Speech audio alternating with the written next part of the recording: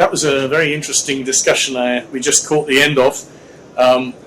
We're actually two European officials dealing very much with the geopolitics of the supply chains at the moment, including the responses to the Chinese export restrictions on gallium, germanium, and now more recently graphite, as we just heard. I'm going to speak for the first few minutes, and then my colleague Peter, the other Peter, will introduce more of the trade angles. I'm going to tell you what we're up to at the moment in Europe to really try and move the dial in terms of security of supply and sustainability of these very important metals and minerals. The starting point is today Europe consumes a lot of metals and minerals, but largely these come from outside, which is fine. What is not so fine is when we have an excessively concentrated source of supply, like we're 90% or more dependent for something on one country. And that one country tends to be, but it's not exclusively, China. And you can see the wide range of things. I mean, you've got gallium and germanium up there, you've got magnesium, you've got the graphite, all of these things where there are supply chain threats around at the moment. So actually we have started to do something we've never done before, which is to prepare for having a piece of European legislation which will apply across the whole single market of 250 million citizens, 27 member states, about the value chain for metals and minerals. We want to do more domestically with the resources we have. We want to diversify our external sourcing, and we want to reduce the planetary pressures by increasing the environmental and climate efficiency of how these metals are mined, refined and recycled. This is the building blocks of our legislation. I'm not going to go through it in detail, but you can see it's talking about risk management by public authorities, but also by companies. It's talking about strategies to address these risks, whether it's off-take agreements, whether it's strategic stockpiling, measures to incentivize investments, measures also to develop the skills we'll need for the expansion of these mining and refining and recycling projects. And there's very strong international dimension as well. International partnerships and strategic projects that can be either inside Europe or outside Europe at the mining, refining and recycling steps in the value chain. So I'm going to skip over this slide to say simply that we are setting ourselves where we want to be by 2030 in terms of the benchmarks for domestic capacities at different points in the value chain, and also to reduce our dependency down to levels of no more than 65% for a given material from a given third country. We have been running criticality assessments for the last 13, 14 years.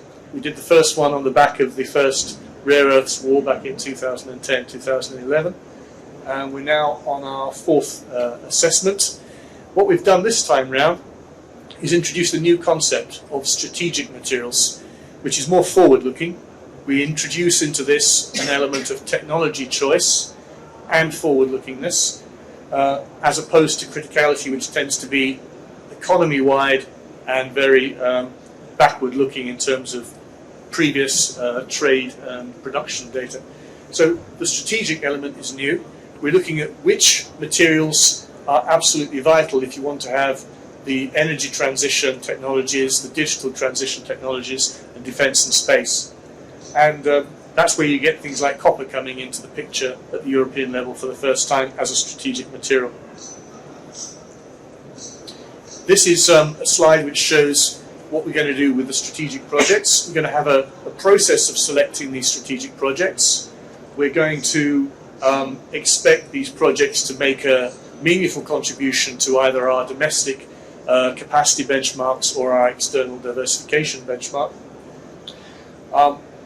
Projects in Europe which are selected will benefit from a streamlined integrated permitting process with deadlines, as well as priority access to funding, particularly in terms of a blending mechanism of private funding, national funding and European funding. Projects outside Europe, well, we can't say how the permitting will work, but we can, again, work on the priority for the financing. And we'll also be looking at how we can aggregate demand through offtake agreements by European companies. Hopefully this will help to get some projects off the ground which would not otherwise do so. We have, since late 2020, been trying to develop strategic partnerships for critical raw materials. These are value chain partnerships. We have partnerships in place with Canada, Ukraine, Namibia, Kazakhstan. That's all in the past, and this year alone we have concluded partnerships with Chile, Argentina, and just last week with Zambia and the Democratic Republic of Congo. We're about to sign one with Greenland in a couple of weeks' time, and we have one ready to be signed with Norway. And one of the reasons that Peter and I are here in Sydney is to see whether we can negotiate a strategic partnership between the European Union and Australia. Not only are we interested in the raw materials and the refined materials that you have here in Australia, we're also very interested in the activities of Australian companies in Europe. Quite a lot of the most exciting things happening in the European critical minerals space are being led by Australian companies, whether it's Talga for graphite in Sweden, or neometals for lithium refining in Portugal, or vanadium recovery from slags in the Nordic region. And Savannah for lithium mining in Portugal. There's a lot going on which is Australian, so I think you should be proud of that. There are some links, you can have the slides, you can find out what we're doing at the moment. And here's a piece of publicity from me before I close. We're organising, as we do every year, European Raw Materials Week, 13th to 17th of November. Very strong international dimension. Last year we had an excellent workshop, investment workshop with the Australians, another one with the Canadians, Ukrainians. This year we're going to have a big thing with the Kazakhstan companies who want to find European partners. I hope that when we have a strategic partnership with Australia, we can have a really good business-to-business matchmaking event at a future Raw Materials Week. With that, over to my colleague, Peter Kovacs.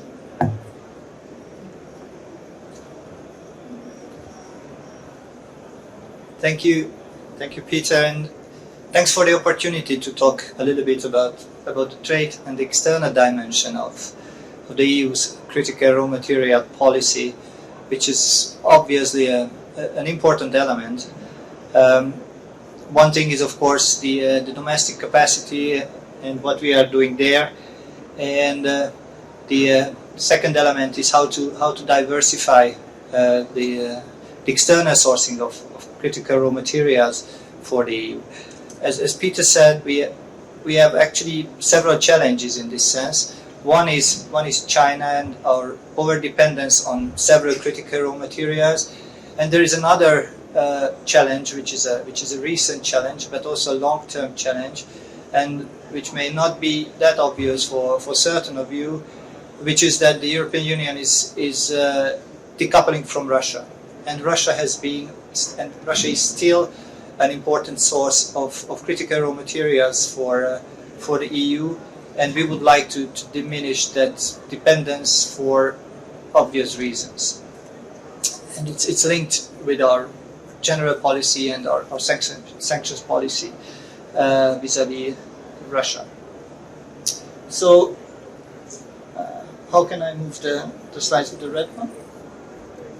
Okay. So, what are our main tasks and objectives in terms of trade policy? Well, of course, diversification, developing mutually beneficial partnerships.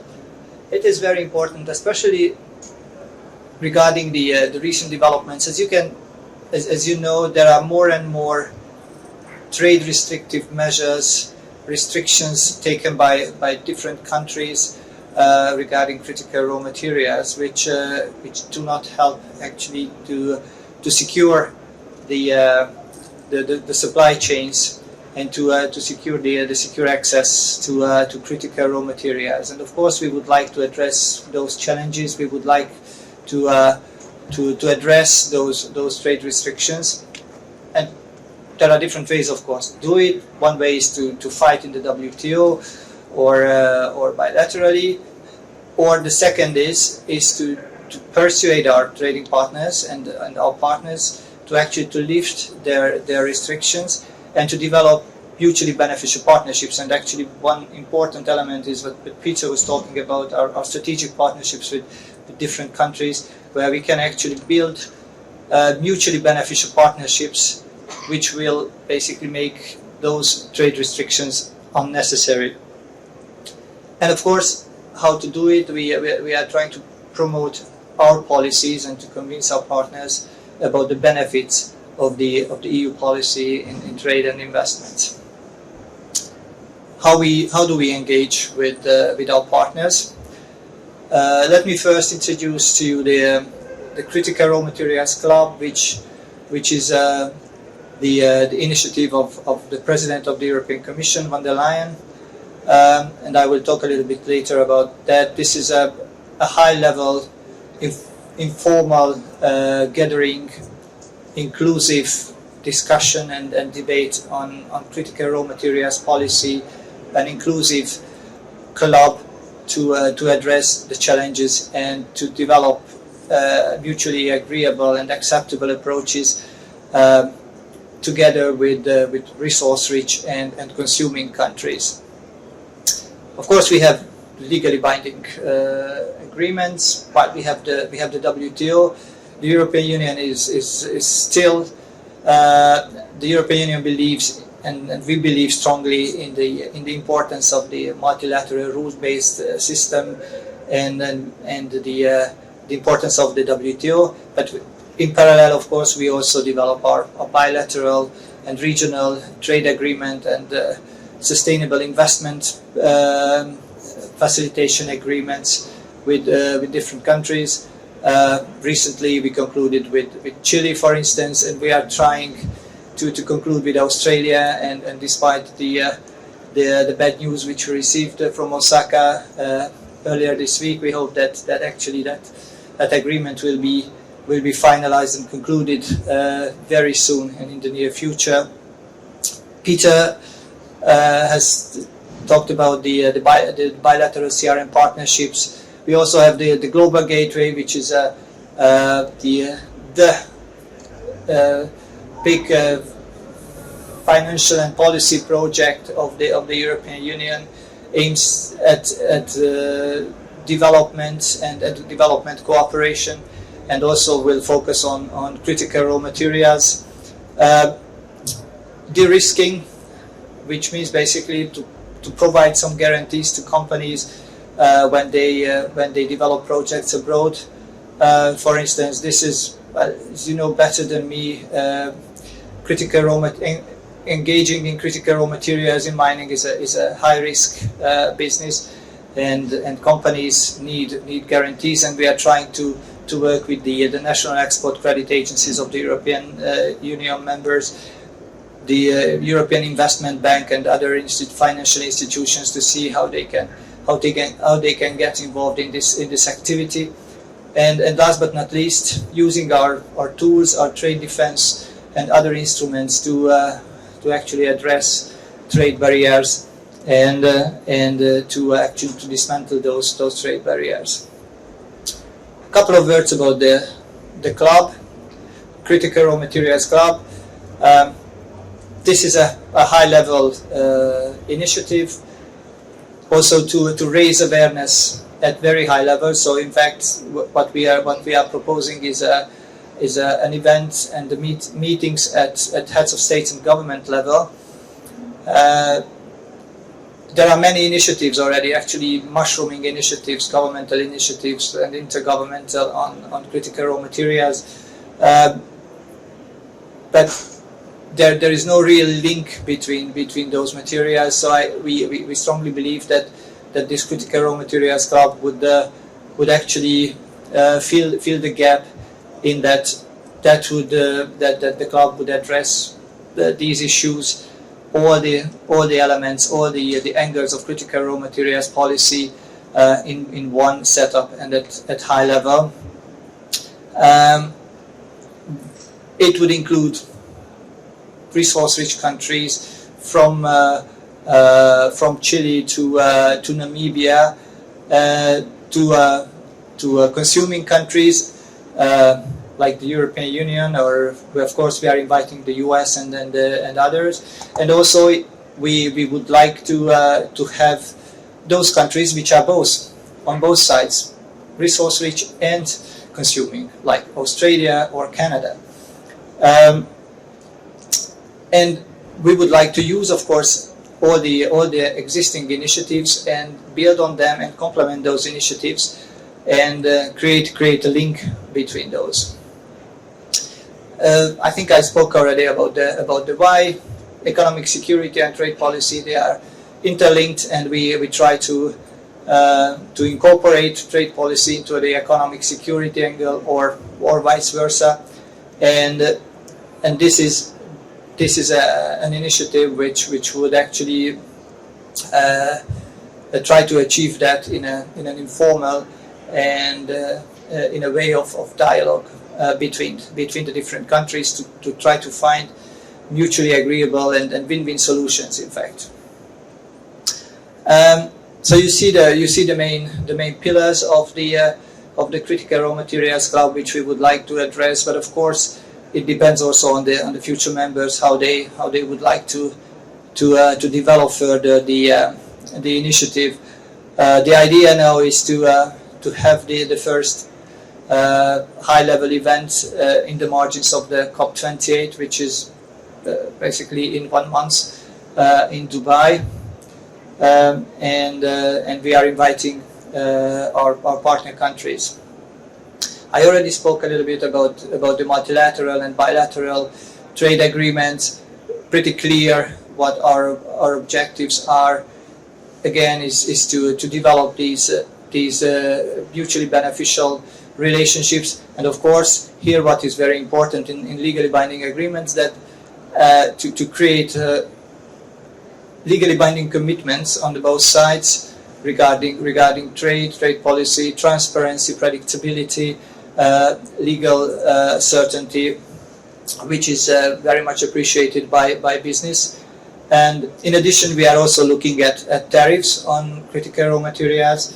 Surprisingly, there are still some duties and tariffs on critical raw materials in the EU, and we are looking into that, where actually we can suspend duties, but of course we have to take into account the interests of the local industry as well.